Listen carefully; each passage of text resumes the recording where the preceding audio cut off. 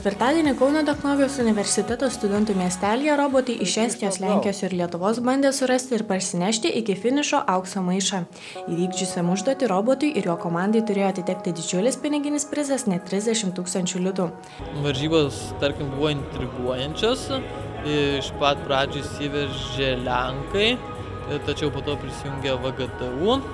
Ir galiausiai gausi taip, kad niekas nelaimėjo prizą, bet mes tikimės, kad kitais metais prizinis fondas padidės ir atvažiuos žymiai daugiau komandų iš daugiau šalių ir tikrai kitais metais pasiims mūsų surinktą aukso maišiuką. Įdomiausia tai, kad KTU Panevėžio instituto robotas buvo arčiausiai laimėjimo. Jis greičiausiai nuėjo iki aukso maišo, tačiau jis neturėjo įrankių, su kuriais galėtų paimti aukso maišą. Kam mažiausiai trūko jau iki to laimėjimo? Galbūt VGTU, tačiau jie neturėjo griebtuvo maišiukų.